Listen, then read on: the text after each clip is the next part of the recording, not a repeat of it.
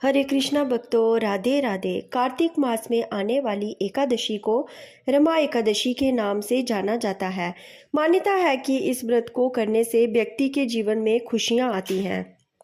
ये व्रत व्यक्ति को आध्यात्मिक उन्नति के तरफ ले जाता है। लेकिन रमा एकादशी का व्रत तभी पूर्ण होता है जब विधि विधान से पूजन करने के साथ ही इस कथा का पाठ भी किया जाए। कार्तिक मास में आने वाली पहली एकादशी यानी रमा एकादशी का विशेष महत्व है। इस व्रत को करने से व्यक्ति को सभी पापों से मुक्ति मिलती है, साथ ही वह इसी जीवन में सुख सुविधाओं को भोगता है। रमा एकादशी का व्रत रखने वाले को चाहिए कि वह एकादशी तिथि के दिन इस व्रत कथा का पाठ जरूर करना चाहिए। पद्म पुराण में वर्णित भगवान श्री कृष्ण द्वारा युधिष्ठिर को इस व्रत का महत्व बताया है। आइए भक्तों, रमा एकादशी की कथा विस्तार से सुने।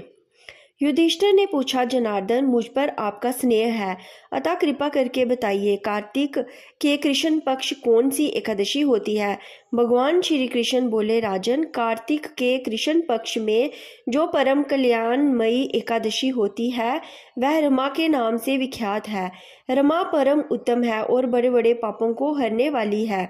पूर्व काल में मुचुकुंद नाम से विख्यात एक राजा हो चुके हैं जो भगवान श्री विष्णु के भक्त और सत्य प्रतिज्ञ थे।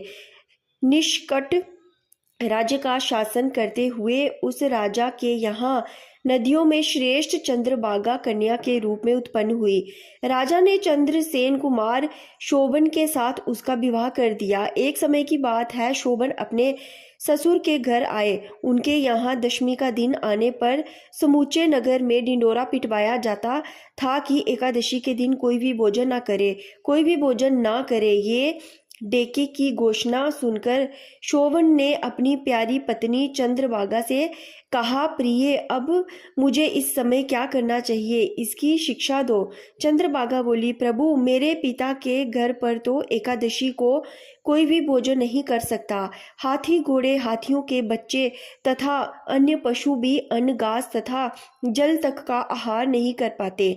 फिर मनुष्य तथा जल तक आहार नहीं कर पाते तो मनुष्य एकादशी के दिन कैसे भोजन कर सकते हैं? प्राणनाथ, यदि आप भोजन करेंगे तो आपकी बड़ी निंदा होगी। इस प्रकार मन में विचार करके अपने चित्त को दृढ़ कीजिए। शोभन ने कहा, प्रिय, तुम्हारा कहना सत्य है, मैं भी आज उपवास करूंगा। देव का जैसा विधान है वैसे ही होगा।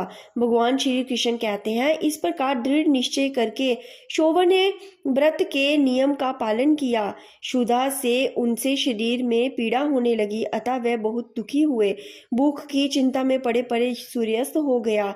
रात्रि आई तो हरि पूजा परायण तथा जागरण के आसक्त वैष्णव मनुष्य का हर्ष बढ़ाने वाली थी, परंतु वही रात्रि शोभन के लिए अत्यंत दुखदायिनी हुई। सूर्योदय होते होते उनका प्राणांत हो गया।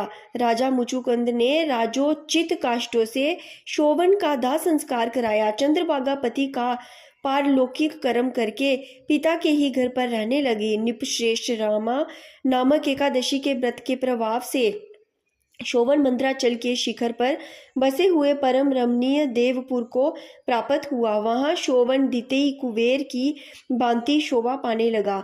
राजा मुचुकुंद के नगर में सोम शर्मा नाम से विख्यात एक ब्राह्मण रहते थे।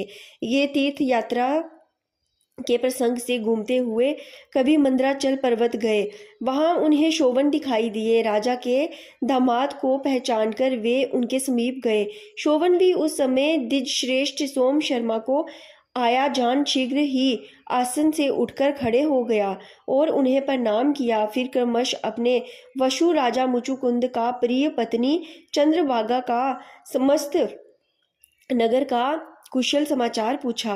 सोम शर्मा ने कहा, राजन, वहां सबकी कुशल है, यहाँ तो अद्भुत आश्चर्य की बात है। ऐसा सुंदर और विचित्र नगर तो कहीं किसी ने भी नहीं देखा होगा। बताओ तो सही, तुमने इस नगर की प्राप्ति कैसे हुई? शोभन बोले, द्विजेंद्र कार्तिक के कृष्ण पक्ष में जो रमा नाम की एकादशी होती है, उसका व्रत करने से मुझे ऐसे नगर की प्राप्ति हुई है। ब्राह्मण, मैंने श्रद्धाहीन होकर इस उत्तम व्रत का अनुष्ठान किया था, इसलिए मैं ऐसा मानता हूँ कि ये नगर सदा स्थिर रहने वाला नहीं है। आप मुचुकुंद की सुंदरी कन्या चंद्रभागा से ये सारा वृत्तांत कहिएगा। शोभन की बात सुनकर सोम शर्मा ब्राह्मण मुचुकुंद पुर में गए और वहां चंद्रभागा के सामने उन्होंने सारा वृतांत कह सुनाया।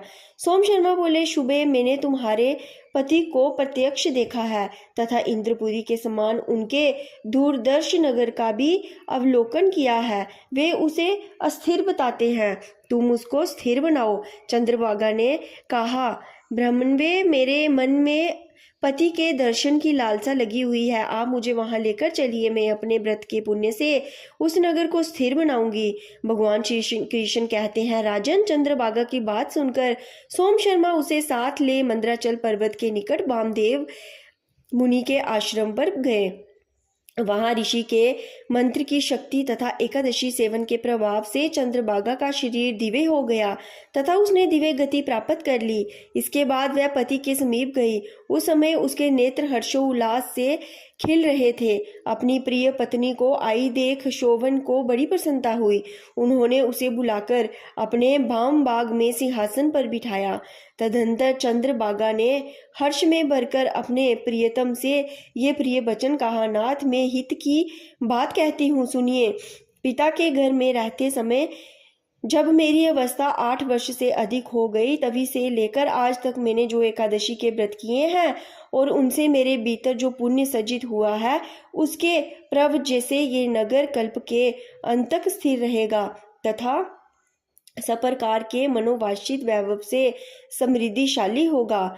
निपश्रेष्ठ, इस प्रकार रमा व्रत के प्रभाव से चंद्रभागा दिव्य भोग, दिव्य रूप और दिव्य आभरणों से विभूषित हो अपने पति के साथ मंदराचल के शिखर पर विहार करने लगी। राजा, मैंने तुम्हारे समक्ष रमा एकादशी का वर्णन किया है। ये चिंतामणि तथा कामधेनु के समान सब मनोरथों को पूर्ण करने वाली है। मैंने दोनों पक्षों के एकादशी व्रतों का पाप नाशक महत्मय बताया है। जैसी कृष्ण पक्ष की एकादशी है, वैसे ही शुक्ल पक्ष की भी है। उनमें भेद भाव नहीं करना चाहिए। जैसे सफेद रंग की गाय हो या काले रंग की गाय, दोनों का दूध एक सा ही होता है। इसी प्रकार दोनों पक्ष की एकादशियों को समान फल देने वाला समझना चाहिए। जो मनुष्य एकादशी व्रतों का महत्मय सुनता है, वह सब पापों से मुक्त हो श्री विष्णु लोक में प्रतिष्ठित हो जाता है। हरे कृष्णा भक्तों, राधे राधे।